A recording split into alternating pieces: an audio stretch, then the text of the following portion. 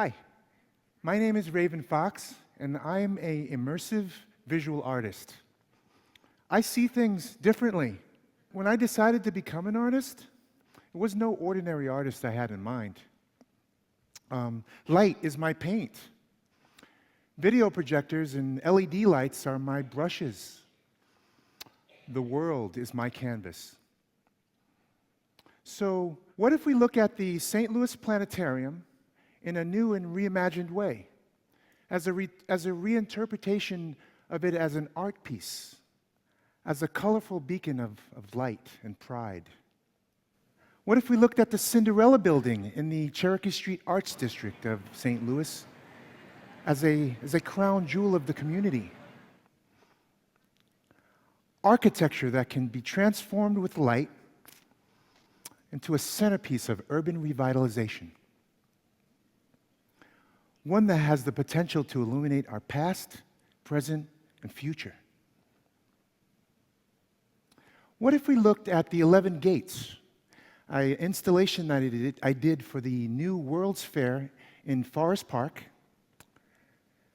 to pay homage. My hometown is New York, and this was inspired by the artists Christo and John Claude.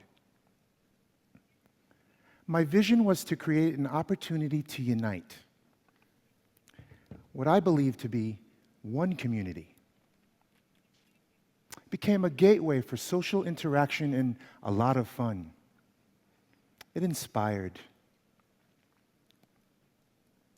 What if we look closer at the buildings, landmarks, and public art pieces in our cities and neighborhoods? Honor them. Ask more of them by allowing them to tell their stories in a whole new light. The projected image is ephemeral. When the lights come up or the sun rises, it's gone, right? Its photons are both wave and particle. For nearly a century, it's been constrained to rectangular shapes and cinema screens to watch unchanging works like movies. In nightclubs, it began to beat to the music. Mirror balls and laser beams kept people dancing. In museums, it became generative and interactive for both education and entertainment, something that I call edutainment. Or have you ever heard the word edumacation? In theme parks, it brought imaginary stories to life using holograms and directed light and going through roller coasters and seeing stuff come at you. And I mean, it's just amazing how far we've come with technology. With video projection mapping technology,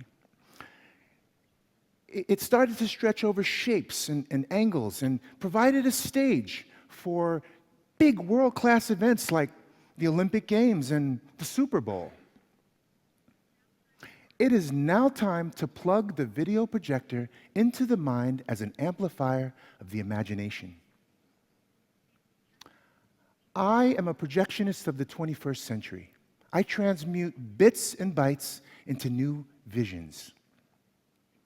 I paint on weathered textures, on the living and breathing surfaces of our environment. Images unfold in the moment, arising spontaneously from the depths of the shadows, augmenting all the nightly realities. Walls come to life. Buildings become transparent with vivid images and illusions. I'm a live cinematographer, a painter of animation, a musician of light. Through this immersive visual art, mediums collide. Among me, there are directors, storytellers, singers and poets, DJs and dancers. I project hip-hop, rock and roll, and house music. I join forces with a lot of other creative and artistic mediums. The most powerful light shows are created for celebrated artists and performers. My work becomes their center stage. Their work relies on my light. I mix and remix art, music, and technology in the anticipation of awe and excitement. When we reinterpret, reimagine, and rewrite through art, things what we have become so used to seeing in the world, billboards lighting up and all those things, our world changes. It becomes expansive, and our perceptions, they rise up together. Both inspired and continually inspiring. To illuminate not just our environment, but also each other.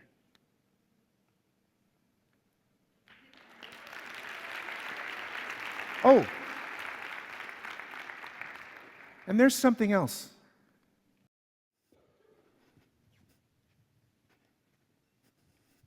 Still beguiling all my fancy into smiling straight, I wheeled a cushioned seat in front of bird and bust and door. Then, upon the velvet sinking, I betook myself to linking fancy unto fancy, thinking what this ominous bird of yore, what this grim, ungainly, ghastly, gaunt, and ominous bird of yore meant in croaking nevermore. This I sat engaged in guessing, but no syllable expressing to the fowl whose fiery eyes now burned into my bosom's core.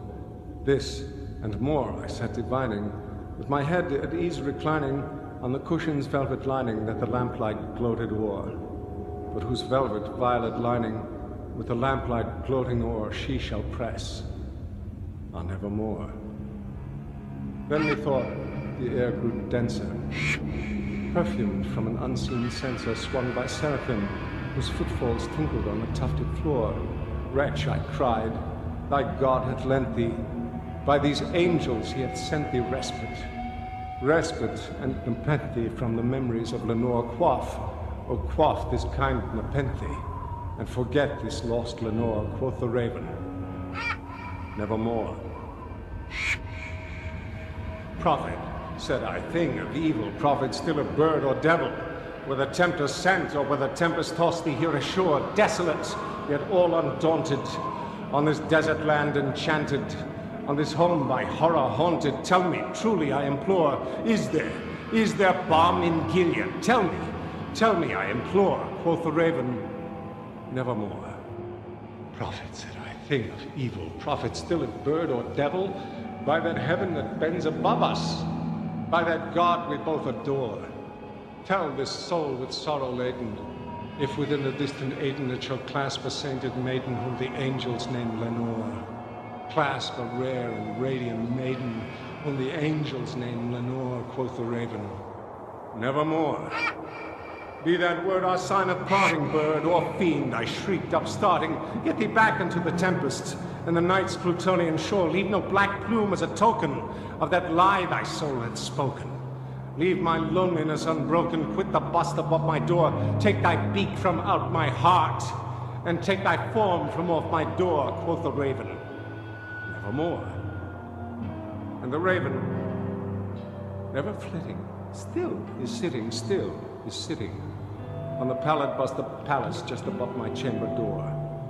To his eyes have all the seeming of a demon's that is dreaming, and the lamplight o'er him streaming throws his shadow on the floor, and my soul, from out that shadow that lies floating on the floor, shall be lifted